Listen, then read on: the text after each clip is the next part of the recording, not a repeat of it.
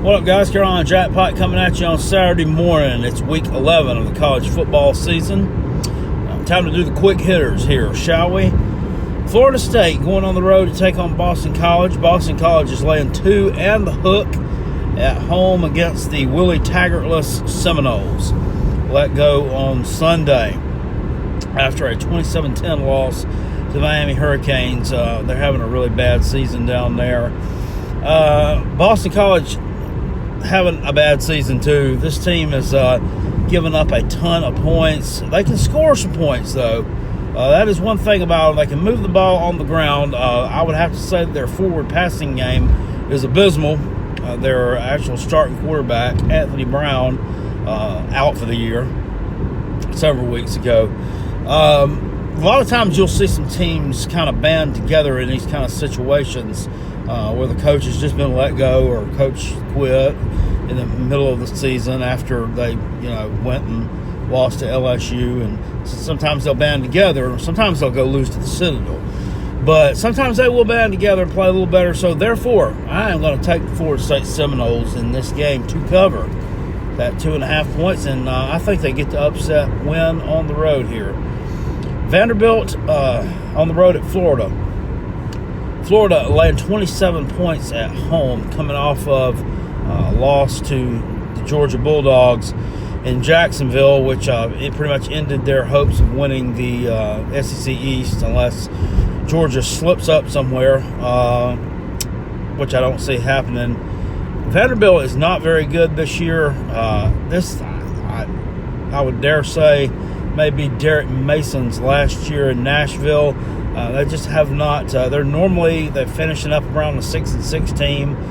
That's just not happening this year. They've lost a bunch, and they've largely not been competitive. The one win they got against Missouri was quite a shocker. Last week on the road, lost 24-7 to my South Carolina Gamecocks. A game in which the Gamecocks, it was really just kind of a boring game to watch. I mean, especially throughout the second half. Gamecocks should have won that game by many more points than what they did. I mean, they just should have put more points on the board than that against Vanderbilt. They handed them the ball a number of times in good field position. I just think Florida is better than that. Now, these two have played some competitive games in the past. Last year, a prime example, but this is just not the same Vanderbilt team for whatever reason. They're not getting the ball to the tight end Pinckney this year. They got some injuries there themselves. I think they're down to about third-string quarterback as well. Give me Florida to cover the spread there in the Swamp. I think they beat the brakes off Vanderbilt. Tennessee is on the road at Kentucky. Tennessee coming off of a 30-7 win over UAB. They won 2 games in a row. Kentucky, who did they play last week? Not sure. Don't have it in front of me. I know that they beat Missouri 29-7 last time out. I do believe so. They have been looking a little bit better. I mean, if you want to look outside of that, outside of this 29-7 win against Missouri, who had come off of a loss to Vanderbilt, I mean, they really haven't done a whole lot. Their only other conference win was a 24-20 win at home against a terrible Arkansas team. They didn't perform particularly well the first few games of the season against some MAC competition, and this is when they were totally healthy, when they still had the starting quarterback Terry Wilson there, and which is he's been injured. They've gone through a couple of progressions. They went with a Sawyer Smith kid that wasn't very good. Now they're playing wide receiver Lynn Bowden at quarterback, who's able to run the ball around some. But what has that done with your passing game? I mean, it's taken away a huge dimension there. Tennessee, I think, probably has just been playing a little bit better. This is a road game, though. This is a tough one. The eye test here,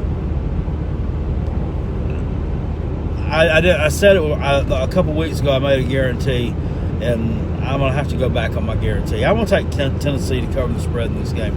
I think they win this one. I just think they're better than Kentucky. You saw they got a lot of momentum against the South Carolina Gamecocks early in that game. You saw that. They rode a 55, 65-yard punt return to a touchdown to a 20-point victory. Got a lot of momentum there, and things just have not slowed down. They played a Tualess Alabama team to within like 3 touchdowns, and they've just turned the season around. So give me Tennessee to cover the spread, win on the road against Kentucky. Maryland at Ohio State. Excuse me, it's cold out this morning. A bit stopped up. Ohio State's laying 43 and the hook at home against the Maryland Terrapins. It's a lot of points. Ohio State has proven this year that they can cover those big numbers. I've taken them almost every week, and almost every week they covered. Offense under Justin Fields just been explosive. I mean, it's just a total transformation there. If you'll remember last year, this game was at Maryland. This is the one where they missed like a 2-point conversion at the end or something, and they would have upset Ohio State. Yeah, that Maryland team was a lot better. This one, I don't know what happened to them. They started out the season fairly decent, putting some points on the board. They blew out Syracuse at home, and the rails just fell off. They've had a lot of injuries, though. If you go look at the injury list online, I mean, it's pretty significant. They got that Chase Young thing going on up there in Columbus. Did he receive some money from an Ohio State booster? Yeah, maybe he did. That could be a bit of a distraction here. I don't know. I don't know how adept old Ryan Day is at reeling the troops in and getting them to focus on the task at hand. We'll see. It's the first time they've had some real adversity such as that this season. However, that's a lot of points to cover, and at least one time during the season, all these really good teams kind of underperform a little bit. I think this is the weekend that they're going to do it. I'm going to take Myrtle the Turtle to cover the spread there. I think Ohio State wins that game comfortably by about 5 touchdowns, but I don't think they're going to cover the 43.5 points. I think there's just a little bit of a distraction, just a little bit of a lull in the play, and I think that that'll give Maryland just enough of an edge to not lose by 43 points to Ohio State. That's a really unfortunate circumstance going on there. That's one of the best defensive players in the country. If he's received money from a booster, that's wrong. But hey, I mean, let's get the whistle blown on that everywhere that it happens. Let's get it blown everywhere. Just find just certain spots to do it at. Penn State on the road at Minnesota. This is a big game coming on at noon. 6.5-point favorites. Penn State is on the road at Minnesota. I think it's the TDEU Bank Stadium. I don't know. They actually play outside there in Minnesota. I think it's going to be frigid up there today. Everybody's looked at this guy. They have said Minnesota hasn't played anybody. They played a weak schedule, and for the large part they have. But, I mean, they've dominated the teams they have played of late. Now, when they started the season off, they weren't. They just barely squeaked by South Dakota State, Fresno State, and Georgia Southern. What a murderer's row that is. But, I mean, they just progressively got better. They blew out Illinois. They've blown out Nebraska. This is it's kind of a tough spot to pick. It's just kind of tough because I have not seen a lot of Minnesota football this year. Honestly, I have not. It's just one of the teams that I just haven't been able to watch. I have seen a lot of Penn State football. Just the eye test. I mean, they're really good. Sean Clifford, the quarterback, he's not a, this is not a flashy guy. It's not Heisman contender by any stretch of the imagination, but I mean they're solid. They get the job done on defense. They're just lights out. Defensive ends put a lot of pressure on the opposing quarterback that they played. On the games that I've seen, I think Penn State's just a better team here. I'm going to take them to cover the spread on the road. Give me the Nittany Lions and the 6.5 points. I think that they take care of business against the Golden Gophers today and hand them their first loss. Baylor on the road at TCU. Baylor is laying 2 and the hook on the road against TCU. Baylor, another team, another undefeated team that nobody believes in. I think they get the win here, and I think they win by more than 2.5. So they're going to cover the spread there against TCU. If they get a loss this year, I think it's going to be against Oklahoma, and I think that's in most likelihood that's where it's going to take place. But I think they're going to take care of business against TCU here. Baylor continues to roll. Georgia Tech on the road at Virginia. Virginia laying 16 at home against Georgia Tech. I think Georgia Tech is the type of team. If you look at, they have one of the worst offenses in the country. I mean, they really do. They can still run the ball a little bit though. That's still, even though they're not running the option game anymore, that is still running the ball is still where they're going to lean for the most part. They have very few passing yards this season, so I think that they, a cold weekend, this type of environment, I think that they can muddy a game up just enough, ugly it up enough against Virginia to cover that 16 points. Virginia has not played particularly well this year either. That's been a team that's really been a disappointment. I get the losing to Notre Dame on the road thing, but the loss to who was it? Miami on the road. I mean that was inexcusable. And then losing to Louisville a few weeks ago, 28-21, or no, it was that last week. They lost 28-21 to Louisville. That was pathetic. I mean, they shouldn't have been doing that. This is a team that many had picked to win the ACC Coastal, and I mean, it still may happen. That's the thing, still kind of a wide open race. But man, I'd made all kind of bold predictions for them this year to go, possibly go 11-1, beat Virginia Tech for the first time since I don't know when, and I don't even know if that's going to happen now. To be honest with you, I was still kind of leaning that way, but I don't know that it's going to happen. But I think Georgia Tech covers the number here. They've been playing a little bit better the past few weeks. They got a win a couple weeks ago on the road at Miami in overtime. Last week they lost at home to Pittsburgh. 20-10. So they kept it somewhat close there. Give me Georgia Tech to cover against the UVA Cavaliers here. UConn on the road at Cincinnati. Cincinnati is a 35-point favorite at home against a terrible UConn team. This is an easy one for me. Give me Cincinnati to cover here. UConn is just absolutely awful. They started off playing fairly well last week for about a half a quarter against Navy. They end up losing 52-10 at home in a night spot on Friday night. They're atrocious. Cincinnati, they're ranked inside the top 20, I believe, aren't they? The poll that just came out, the playoff poll. Give me the Bearcats. Louisville on the road at Miami. Miami is laying 6 and the hook at home against Louisville.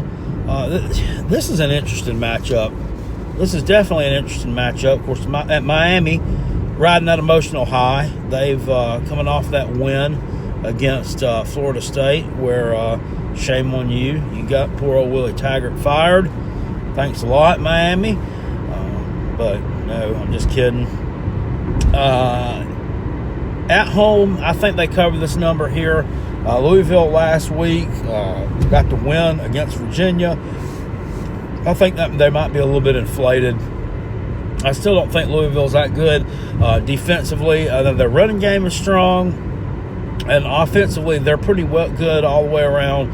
But they're going to give up some points. Miami's offense not been very good this season as a whole, so this may be something to cure that Achilles heel. Wake on the road at Virginia Tech. Virginia Tech is 2.5-point underdogs at home to Wake Forest. This is an interesting one as well. I think Virginia Tech could be a barking dog here if they play well at home against Wake Forest. Look for the Hokies to spring a little bit of an upset there. Wake Forest may be looking ahead that matchup against Clemson next week. LSU on the road at Alabama. This is a big game. Alabama's laying 6 at home. I spend a whole lot of time talking about it. If you watch anything about college football, you've seen this game analyzed, flipped, turned upside down, diced, sliced, dissected all week long. The eye test, just from what I've seen this year, I think LSU is a better football team. I just do. They've played better. They are going to be without their starting defensive end, Michael DeVente Jr., or linebacker, whatever he is. Personal reasons, says he left the team for personal reasons. That means they got in some kind of trouble I don't want to talk about.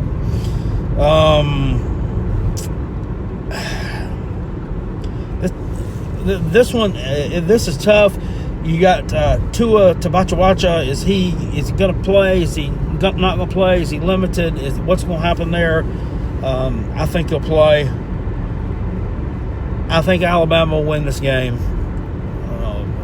Just unfortunately, I'd like to see them finally take a loss to somebody of substance during the regular season. I'm not talking about the Taters. But I think LSU is going to cover the number. I think it's really, really, really going to be close. It's just too close to call, but I think Alabama will win it at home just because it is at home. But I think LSU's passed the eye test. They look like a better team to me this year. Kansas State on the road at Texas. Texas is laying 7 at home. Give me Kansas State to cover there. And Texas, you almost lost to Kansas at home a few weeks ago. I'm not a big believer in them. Kansas State, yeah, they're coming off of a big win over Oklahoma recently. Yeah, but I think they'll cover the number there. USC on the road at Arizona State. Arizona State laying 1.5 at home against USC. This USC team has been up and down, mostly down. I'm going to take Arizona State to cover the spread there at home. Iowa on the road at Wisconsin. You look at Iowa's 2 losses this year. They were, fairly close losses against pretty good teams. Losing to Penn State at home 17-12 is not anything to really be ashamed of. And they lost, at Minnesota, Michigan. Good gracious, I need to wake up. 10-3. They could barely even move the ball. Numerous opportunities they had there to get something going, just never could do it. I'm going to take Iowa, actually, here to cover the spread here. I think this game is going to be really, really close. I think these two are pretty evenly matched up, and I think the Hawkeyes will be able to cover that number, but I still like Wisconsin to win the game straight up at home. Missouri goes on the road to Georgia. Georgia laying 16 and the hook at home against Missouri under the lights. I'm going to look for Georgia to cover the spread here and get back on the winning ways. Missouri, a team reeling right now. They've lost a couple of games in a row. Had a really good, tremendous start to the season after dropping their opener. Reeled off about 4 or 5 wins in a row, and the wheels have fallen off that bus really quickly. I look for Georgia to take care of business there at home. Washington State goes on the road, takes on Cal. Cal is a 7.5-point underdog at home. That is a tricky number. Give me the Golden Bears in that one. This is a matchup of Washington State, whose defense is just really abysmal, against Cal, who has a really, really, really, really bad offense. If you'll remember, Cal started off 4-0. I think they were ranked like number 15 in the country at one point in time. Yeah, what happened to that? I don't know. They've lost like 4 in a row since then. Have only won one game in the Pac-12, and strange enough, it was against Washington. So I don't think they're going to beat their counterparts from the other side of the Apple State in this one. Give me Cal, though, to cover the spread there. I think Washington State will win by about a touchdown. Notre Dame goes on the road to Duke. Duke is an 8-point underdog at home. That may be a bit of an overreaction to Notre Dame's close loss to Virginia Tech last week. Now, Notre Dame was coming off of getting a tremendous beatdown from Michigan. What they lose that game, like 45-17 or something like that, and then they didn't play well at home against Virginia Tech. So you had 2 weeks in a row that they haven't played well. You got to think they're going to regroup here, going on the road to take on Duke, a team that has been up and down this year themselves. They blew out Virginia Tech on the road, and then they turn around, go on the road to Virginia a few weeks later and get blown out themselves. You really don't know who this team is. I'm going to take Notre Dame here to cover that number on the road. I think they win by a couple of touchdowns. Clemson on the road at North Carolina State. Clemson is a 33.5-point favorite. That's a lot of points as well. But Clemson's been covering spreads recently, past month or so. Ever since that UNC, that close game against UNC that they should have lost, actually, they've been covering the number. 33.5 is a lot. Now, these teams don't like each other. It would help if NC State was any good, and then they're just not this year. Their quarterback play has been awful. Offensively, they're just not a very good team. They have a decent run defense, but their pass defense has been bad. It's a night game at Carter Finley Stadium. I think the place will be packed. Probably be half Clemson fans there. Clemson will be looking to make a statement. It seems like every year they are throwing this bone of nobody respects little old Clemson, blah blah blah, and then Dabo can just build and feed off that, just like he does everything. Just turns everything into some kind of talking point, some kind of motivational thing. Last week, that fan base was, I didn't really talk about it a whole lot, making videos about it because I was tied up. But the fan base absolutely was off the rails last week. You should have heard them calling in to these call-in shows and stuff.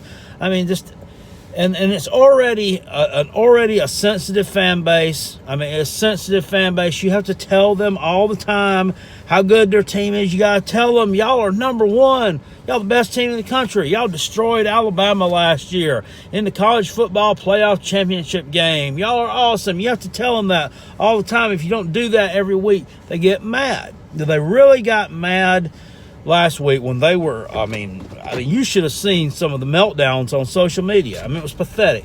They were unhinged. Number five. You put us on a neutral field with Penn State. We beat them by 4 touchdowns. We're better than look what we did to Alabama. How can we be right behind them? It's all perception. It's perception. It was that game against UNC. That's what did it for you. That's not a very good team. Now, yes, I know my Gamecocks lost to them. I understand that. So if you're going to be in the comment section telling me that, guess what? Save your time, because I'm already know that. I'm already very well aware of that, okay? They did lose to UNC.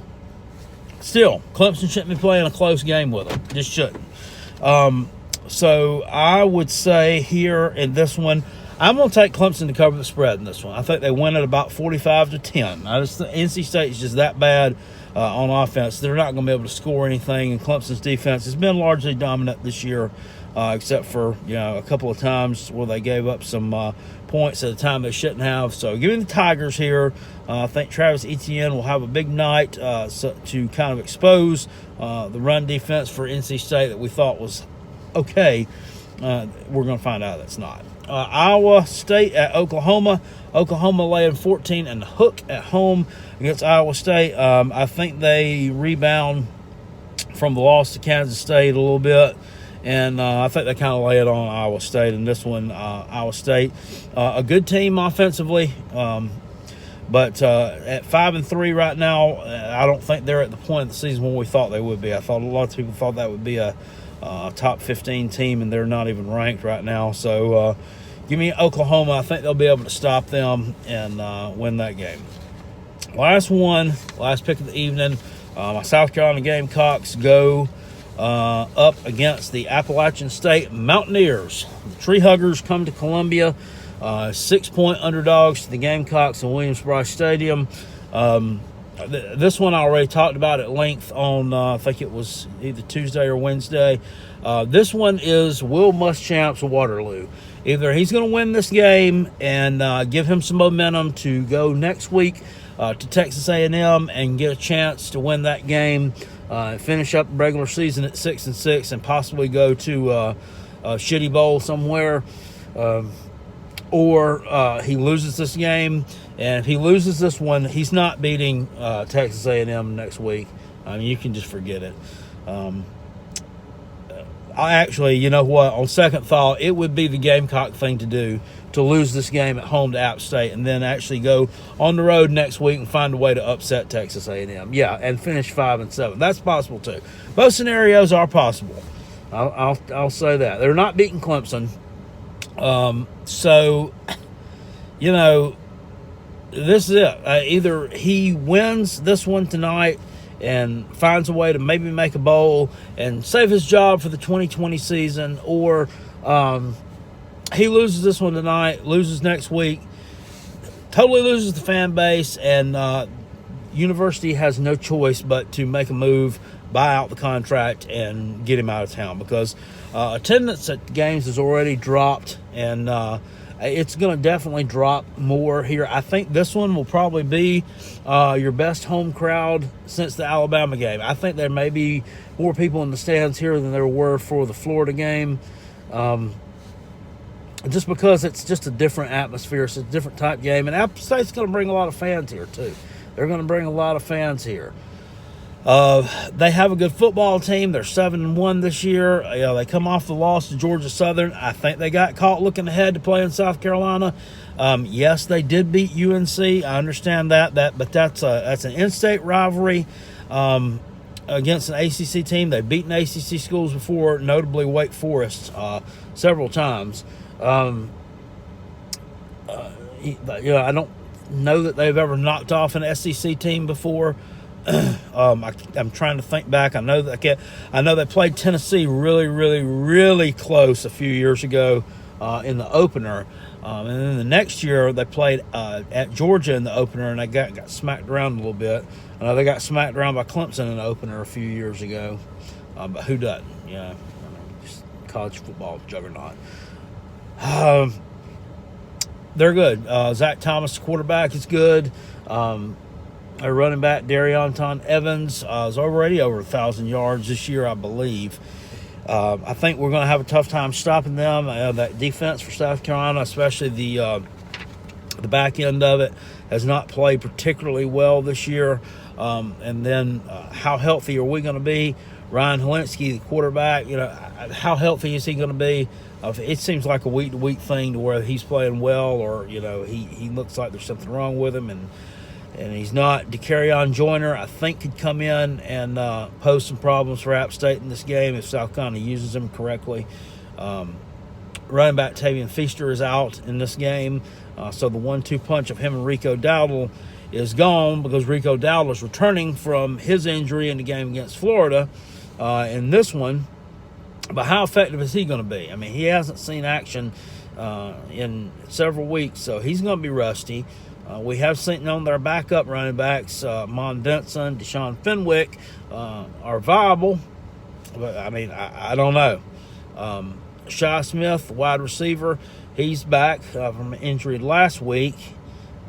So there's that. And then offensive tackle Dylan Wanham returns in this one, and he hasn't played in quite a few weeks. It was just right at the beginning of the season almost when he got injured. And you say, well, he's just an offensive tackle. But, I mean, he gets in there.